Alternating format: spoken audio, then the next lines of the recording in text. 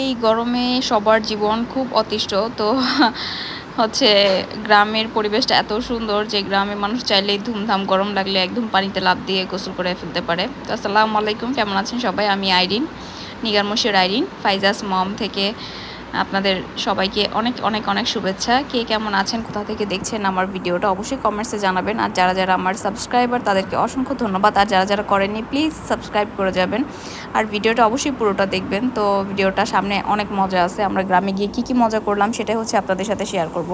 তো এটা হচ্ছে আমাদের গ্রামে যাওয়ার ফার্স্ট দিন আমরা একটু তাড়াতাড়ি গিয়েছিলাম, সকাল সকাল দুপুরের লাঞ্চ শেষ করে, দুপুরের লাঞ্চ আমরা বাইরেই করেছি।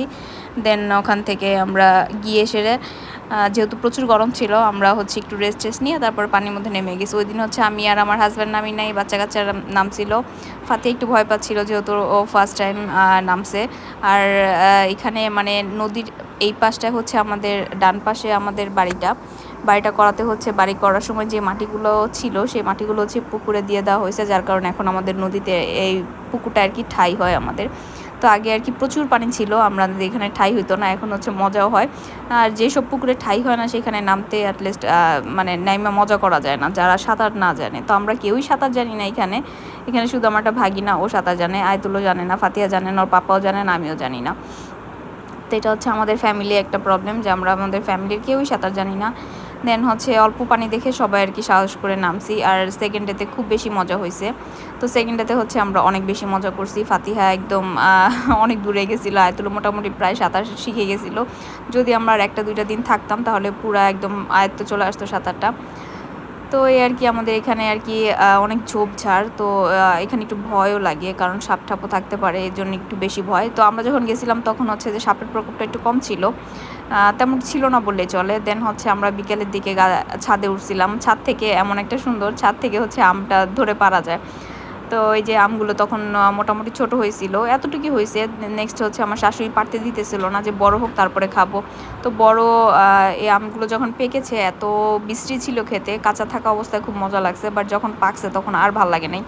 এটা হচ্ছে আমার শ্বশুরবাড়ির ছাদ, ছাদটা অনেক সুন্দর, বিশেষ করে রাত্রেবেলা সবাই মিলে আড্ডা দেওয়ার জন্য খুব পারফেক্ট একটা জায়গা। আর ছাদে মোটামুটি অনেক ঠান্ডা লাগে যেহেতু আশেপাশে প্রচুর পরিমাণে গাছপালা, তো এই জন্য আর কি ভাল লাগে। আর ছাদ থেকেই পুকুরটা দেখা যায়, অ্যাটলিস্ট ঘর থেকেই পুকুরটা দেখা যায়, অনেক সুন্দর লাগে ভিউটা। আর আকাশটা সেদিন এত সুন্দর ছিল, মানে সব মিলায় ওয়াও একটা দিন কাটছে। যদিও প্রচুর গরম ছিল, তখন হচ্ছে 45 না কত যেন ডিগ্রি চলতেছিল। ঢাকায় তো প্রচুর পরিমাণ গরম ছিল, স্কুল সব বন্ধ করে দিছিল, এতটা গরম পড়ছিল। তো আমরা এই রিস্ক নিয়েও গ্রামে গেছি একটু জাস্ট মজা করার জন্য, যেহেতু গাছে যেহেতু আম ছিল, তো ভাবলাম যে আম থাকতে থাকতে একটু বাড়ি থেকে ট্যুর দিয়ে আসি। তো বাড়ি করার পরে তেমন একটা বেশি যাওয়া হয় নাই। তো আমার হচ্ছে এটা সেকেন্ড টাইম ছিল। তো বাড়ি করার পরে, কমপ্লিট করার পরে একবার মাঝখানে একবার গিয়েছিলাম, আর এটা হচ্ছে সেকেন্ড টাইম। তো এখন মোটামুটি আলহামদুলিল্লাহ বাড়ি মোটামুটি কমপ্লিট, শুধু রংটা বাকি আর কিছু টুকটাক কাজ বাকি আছে। তো এটা হচ্ছে ছাদের উপরে উঠলে এরকম জাস্ট ভিউগুলো দেখা যায় খুব সুন্দর। আর ওটা ওখানে কোনাটার মতো হচ্ছে আমার চাচা শ্বশুরের বাড়ি, টিন সেটটা। তো ওদের বাড়িটা অনেক সুন্দর, ভালো লাগছে। তো আমার শ্বশুর আবার আমার জন্য একটা চুলা বানাইছে, যে উপরে যদি বারবিকিউ কিংবা রান্না সান্না করি, তো এই জন্য সিমেন্ট দিয়ে সে একটা চুলা বানাইছে। যদি এখানে রান্না করব কিনা জানি না, নেক্সট টাইম গেলে ইনশাল্লাহ ট্রাই করব। তো এই যে চুলাটা ভালোই সুন্দর হয়েছে, কীভাবে কি রান্না করবো সেটা বুঝতে পারতেছিলাম না, নেক্সট টাইম গিয়ে অবশ্যই ট্রাই করব। একটু মানে অনেক মানুষজন মিলে পিকনিক করলে এটা হচ্ছে এটা পারফেক্ট। তাছাড়া নিচে আবার চুলার ব্যবস্থা করা হয়েছে, নিচে সিলিন্ডার দিয়ে রান্নাবান্না করার খাওয়ার ব্যবস্থা করা হয়েছে। তো এই আর কি ছাদের পাটটা এখানেই। তো আমরা হচ্ছে অনেকগুলো আম পাড়তেছিলাম, আমার ওই যে ছোটো ছোটো ইয়া ননদগুলা হচ্ছে আমাকে হেল্প করতেছিল। ওরা বাড়িতে গেলে খুব মানে ওদের জন্যই বাড়িতে গেলে ভালো লাগে, বেসিক্যালি ওরা না থাকলে আর ভালো লাগে না, কারণ একা একা কারো ভালো লাগে না, বিশেষ করে গ্রামে যদি মানুষজন না থাকে তাহলে সেটা গ্রাম মনে হয় না। তো আমাদের বাড়িতে পুরোটাই খালি, শুধু ওরা দুজনই আছে, ওদের দুজনের বিয়ে হয়ে গেলে আবার পুরো বাড়িটা আবার খালি হয়ে যাবে।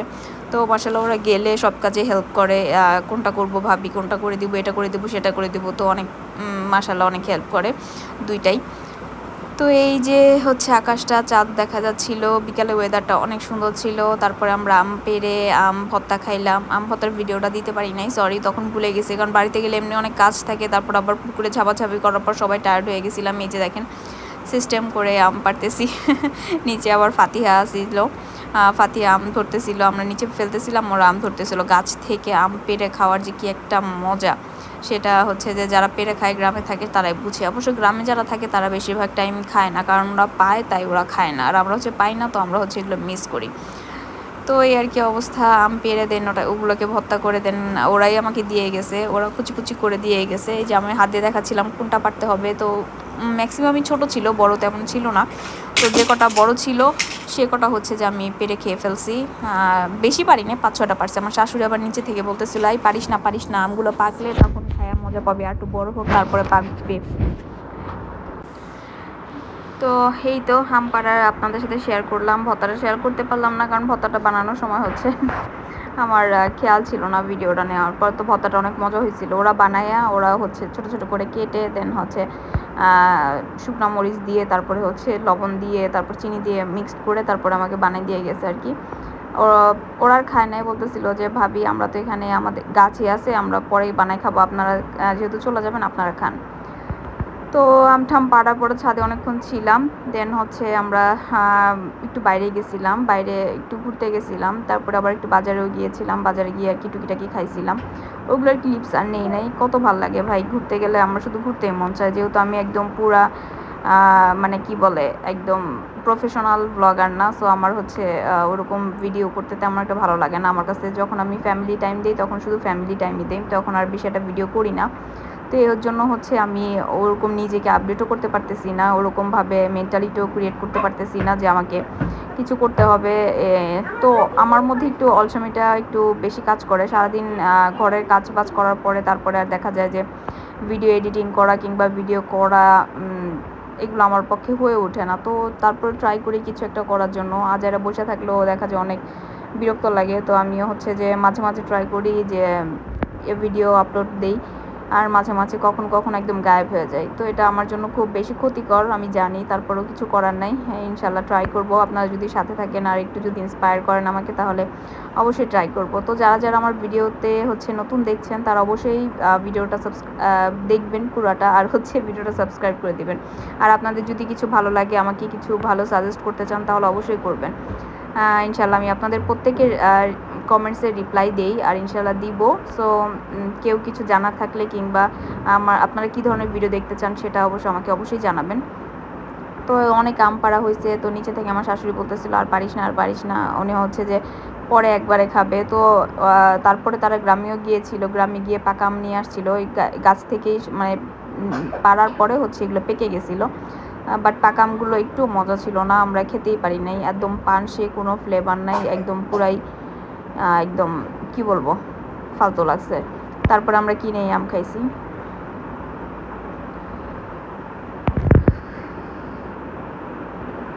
দেন হচ্ছে রাতে বারবিকিউ করবো, এটার জন্য প্রিপারেশন নিচ্ছিলাম। তো আমার জামাই বাজার থেকে 5 কেজি মুরগি নিয়ে আসছে ফার্মের, এগুলো কেটে ধুয়ে সব কিছু ঠিকঠাক করতে করতে অবস্থা পুরো খারাপ হয়ে গেছিলো। তারপরে বলতেছিলাম যে রুটি কি বাড়ি থেকে কিনে নিয়ে আসতে, তো মাতব্বরি করে কে যেন বলতেছিল যে না বাসায় রুটি বানান। তারপর রুটি বানাইছি, এমন শক্ত হয়েছে, পুরা জেলখানার রুটি হয়েছে, এত ফালতু হয়েছে রুটি।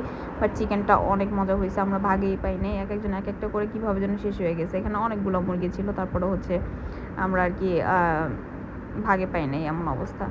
তো রাতের বারবিকিউটাও মজা ছিল, যদিও অনেক পরিশ্রম ছিল, সব কিছু নিজেরাই করতে হয়েছে। আমি হচ্ছে যেহেতু রুটি বানাই না কখনো, তেমন একটা রুটি বানানো হয় না, তো আমিও ফার্স্ট টাইম ট্রাই করছিলাম রুটি। তো রুটি তো ভাই রুটি হয় নাই, দাঁত দিয়ে ছিঁড়তে গেলে একদম মনে হয়। সবাই বলতেছিল আর হাসাহাসি করতেছিল যে জেলখানা রুটি হয়েছে, জেলখানা রুটি হয়েছে, জেলখানায় হচ্ছে কয়েদিদের এমন রুটি দেয়, আমাদের রুটি এরকম হয়েছে। তো আর কি অনেক মজা করছি রাতের বেলায়, যে সবাই মিলে খাচ্ছিলাম, বারবিকিউ হচ্ছিল আর আমরা খাচ্ছিলাম। আর যেহেতু প্রচণ্ড গরম ছিল, গরমের মধ্যে বারবিকিউটা তেমন একটা ভালো লাগতেছিল না, সবাই একদম টায়ার্ড হয়ে গেছে। আর সবচেয়ে মজার বিষয় হচ্ছে যে সবাই মোটামুটি অনেক টায়ার্ডের পরেও হচ্ছে সবাই অনেক এনজয় করছে। এই যে এখানে বাতাস দিচ্ছিলো, তো বারবিকিউর সমস্ত প্ল্যানিং হচ্ছিল। আর এই যে কয়লা কাঠি দিয়ে তারপরে করতেছিলাম।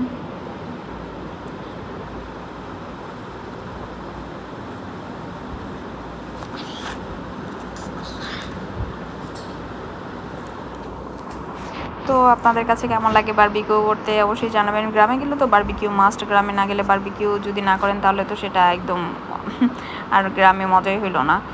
আর নেক্সট ডেতে তারপরের দিন সকালবেলা, এটা সকালবেলা হ্যাঁ 10টা-11টার দিকে, তখন হচ্ছে যে সবাই মিলে গাড়ি ধুইতেছিল। তো এখানে পাম্প আছে, তো মেশিন আছে, পাইপ দিয়ে দেন গাড়িটা ধুচ্ছিল সবাই মিলে। আমাদের গাড়ি ধুচ্ছিল, তারপরে আমার হাজব্যান্ডের কাজিনরা গিয়েছিল, ওদের গাড়ি দুইটা গাড়ি একসাথেই ধুইতেছিল। তো গাড়িটা ময়লা হয়ে গেছিলো, তো সবাই মিলে ধুচ্ছিল, ছেলে বা সব মিলে।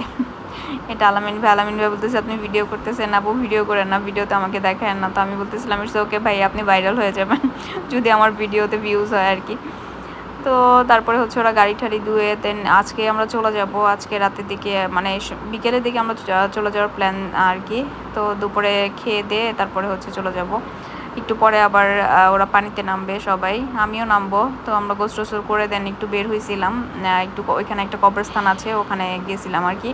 ওটা ঘোরার জন্য খুব সুন্দর একটা জায়গা, আর ওইখানে ওয়েদারটা অনেক ভালো লাগছে, বাতাস ছিল, তারপরে ভিউটাও অনেক সুন্দর ছিল। এটা হচ্ছে এই যে বাড়ির কাজ ইনকমপ্লিট, আমার জামাই এবার সিঁড়িটাও ধুইতেছিল, যে সিঁড়িটা পুরো কাদা হয়ে গেছে, পুরো ঘর কাদা হয়ে যাবে, যেহেতু গ্রামে কাজের মানুষের খুবই অভাব। মানে গ্রামে এজন্যই যেতে মন চায় না, যে ওখানে গেলে নিজের কাজ নিজেই করতে হয়, আবার বাসায়ও কাজ করো, কোথাও গেলে বেড়াতে গেলে সেখানেও কাজ করো। তো আমার আর ভাল লাগে না গ্রামে যেতে। তো আমার শ্বশুর শাশুড়িও যায় না, এর জন্যই ওখানে জাস্ট বাড়িটা করা হয়েছে শুধু শুধু। এই আর কি অবস্থা। তো এই যে গাড়ি ঠাড়ি ধুয়ে আমরা হচ্ছে যে গোসলে নেমে যাবো, একটু পরে গোসল টোসল করে তারপরে দিন খাওয়া দাওয়া করে বের হবো। আমার ননাস যে গিয়েছিল, উনি হচ্ছে রান্নাবান্না করছে অনেক মজার, উনি আমাকে কোনো কাজ করতে দেয় নাই। উনি যাওয়াতে মানে আমি একটু রিল্যাক্স হয়েছি, যদিও খুব অসুস্থ ছিলাম আমি।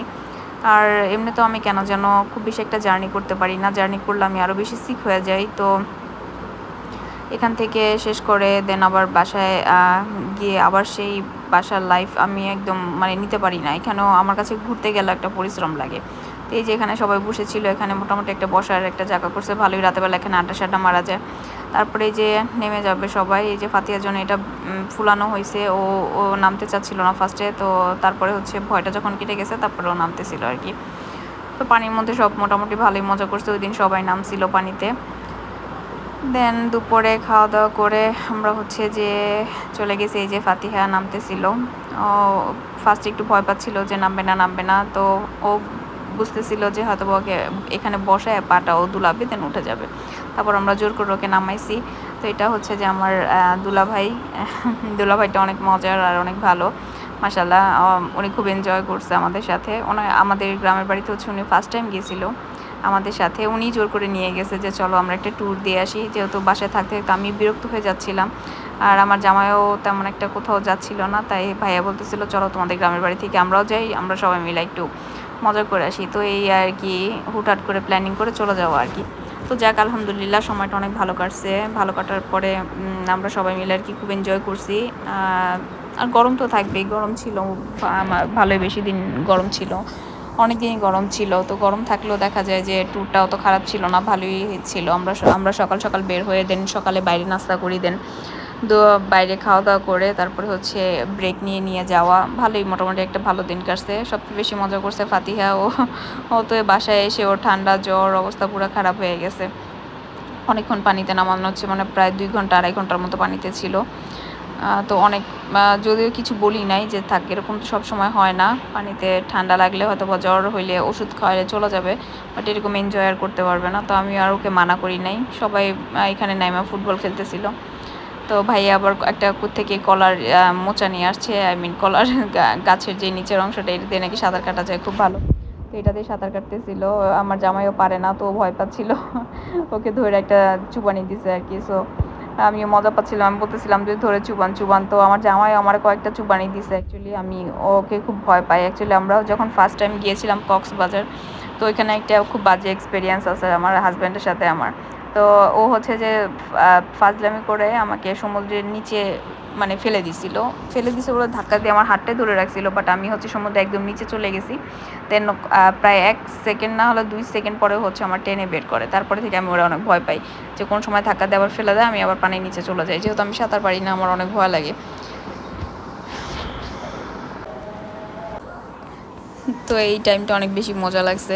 তো গ্রামে 40 ডিগ্রি সেলসিয়াস আছে, আমরা এত বেশি মজা করছি, একদম এত টেম্পারেচারে অনেক বেশি মজা করছি, এটাই আলহামদুলিল্লাহ অনেক ভালো লাগছে। তারপরে হচ্ছে যে এই যে পানির মধ্যে অনেকক্ষণ ছিলাম, আমার উঠতে মন চাচ্ছিল না, যেহেতু ঠাই আছে এরকম খুব কম পুকুরি আছে যেখানে আমাদের ঠাই হয়। আর যেহেতু সাঁতার জানি না, ঠাই না থাকলে আসলে কোনো মজাই লাগে না। তো এই যে আমার শ্বশুর আবার যাচ্ছিল ফাতিহাকে আনার জন্য, আমিও ওই যে নামিয়ে গেছি একদম কোনার মধ্যে। তো আমিও নেমে গেছি, আমার শ্বশুর বলতেছিল যে আসো ফাতিহাকে নিয়ে আসি, ফাতিহা নামতেছিল না। দেন হচ্ছে দুপুরে খাওয়া দাওয়ার পর্ব শেষ করে আমরা হচ্ছে এই যে চলে আসছিলাম। এটা হচ্ছে কবরস্থানের সেই সুন্দর জায়গাটা, এটা খুব সুন্দর একটা জায়গা, মানে না গেলে হয়তো বা বুঝবেন না। ওয়েদারটা এত ঠান্ডা ছিল, এত গরমের মধ্যে হচ্ছে কি ভালো লাগতেছিল, দেখেন গাছের কোনো পাতাই নড়ে না, বাট তারপরেও মানে খুব ভালো লাগতেছিল। তো আমি হচ্ছে গাড়ির গ্লাসটা খুলে দিচ্ছিলাম না, কারণ গ্লাস খুলে হচ্ছে একটা কেমন যেন গন্ধ আসতেছিল। তারপর আমি গ্লাসটা আটকাই দিয়েছি, তারপর সামনে গিয়ে কিছুক্ষণ সামনে গিয়ে হচ্ছে গ্লাসটা খুলে দিয়েছি। তো এটাও পানির পাম্পটা দেখে আমার ছোটোবেলার কথা মনে পড়ে গেছে। এখানে হচ্ছে ছোটোবেলায় আমি পানি পাম্পে গোসল করতাম, আমরা সব কাজিনরা মিলে অনেক মজা করতাম। তো এই সিনগুলো খুব বেশি ভাল লাগে। আর চোখটা এত ফ্রেশ লাগে, খুব নিজেকে অনেক ফ্রেশ মনে হয়, একদম আকাশটা এত বড় লাগে, কত সুন্দর মাঠ, সামনে আবার গরুগুলা ঘাস খাচ্ছিল, ওগুলোও দূর থেকে একটু জুম করে নিচ্ছিলাম। তো এই আর কি আপনাদের সাথে শেয়ার করা আমার কিছু ভালো লাগার মুহূর্ত। সবাই মোটামুটি আমার জন্য দোয়া করবেন, আর সবসময় ভালো থাকবেন, যে যেখানেই থাকেন সেফ থাকবেন। আর কে কোথা থেকে দেখছেন অবশ্যই জানাবেন, কে কোথা থেকে আমার ভিডিওগুলো দেখেন, কিংবা আমার ভিডিওগুলো কেমন লাগে এগুলো অবশ্যই আমাকে জানাতে পারেন আপনারা কমেন্টসের মাধ্যমে। এই যে বাবা মেয়ের ভালোবাসা চলতেছিল। তো ফাতি আবার ফুল পাইলেও সবসময় ছিঁড়ে আমার জন্য নিয়ে আসে। আর বিকেলটা এত সুন্দর ছিল, একদম উপর থেকে মনে হচ্ছিল সূর্যটা একদম মাথার উপরে, অনেক সুন্দর লাগতেছিল। এটা হচ্ছে আমার হাজব্যান্ডের আর কি পারিবারিক কবরস্থান। এখানে ওরা যখনই যায়, ওর দাদা দাদির কবর আছে এখানে, তো এখানে প্রায় টাইমই যায়। তো এখানে কবরস্থানে কি মেয়েদের যাওয়া যায় না, এর কারণে হচ্ছে আমি যাই নাই। পর আমার শ্বশুর বললো যে মেয়েদের যাওয়া যায়, এটা কোনো প্রবলেম হয় না। দেন এই যে ফাতিহা যেখানে যায় সেখান থেকেই ফুল টুল নিয়ে আসে আমার জন্য। তো আমি আবার হাতে রেখে দিচ্ছিলাম, বাট এগুলো নষ্ট হয়ে যায়। আমি ওরা বারবার বলি যে আম্মু তুমি ফুল ছিঁড়ো না, ও ফুল ছিঁড়ে নিয়ে আসে, ওর কাছে ভালো লাগে। দেন এখানে অনেক গাছ ছিল, গাছের মধ্যে পেঁপে ছিল অনেকগুলা। আমি হচ্ছে ড্রাইভারকে বললাম আলামিন ভাই আপনি একটা পেঁপে ছিঁড়ে নেন। তো সে আবার পেঁপে টেপে ছিঁড়ছে, ছিঁড়ে হচ্ছে একটা পেঁপে আর কি, একটা না দুইটা পেঁপে হচ্ছে যে দুইটা পেঁপে ছিঁড়ে নিয়েছে। পরে বাসায় এসে ওটা একদম আর খাওয়া হয়নি, নষ্ট হয়ে গেছে।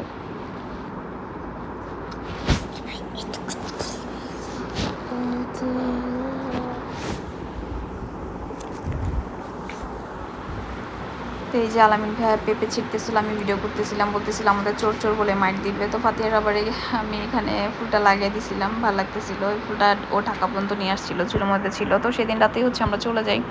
তো বাড়িতে গিয়ে জাস্ট লাগেজটা নিয়ে আমরা বের হয়ে যাই, আর আমার শ্বশুর শাশুড়ি থেকে যায়। এটা হচ্ছে আমরা যেদিন আর কি আসবো ওই দিন হচ্ছে আমার এক দেবরের বাচ্চা হয়েছে। বাচ্চাটাকে দেখে দেশ চলে আসছি। আমি আর কোলে নিতে পারি নাই, কারণ আমার হাতে মেহেদি ছিল, যার কারণে হচ্ছে আমি আর কোলে নিতে পারি নাই। ওরা সবাইকে কোলে নিয়ে দেখে দেন ওখান থেকে আমরা আর কি বিদায় নিই। দেন হচ্ছে আমরা ঢাকা চলে আসি, আমাদের ঘোরাফেরা শেষ। তারপরে হচ্ছে যে আবার নিউ লাইফ। বাচ্চাটা মাশাআল্লাহ অনেক কিউট হয়েছে, যদি আমার কোলে নিতে ইচ্ছা করতেছিল, বাট আমি কোলে নিয়ে হাতে মেহেদি থাকার কারণে। তো কেমন লাগলো ভিডিওটা কমেন্টস অবশ্যই জানাবেন। সবাই ভালো থাকবেন, আসসালামু আলাইকুম।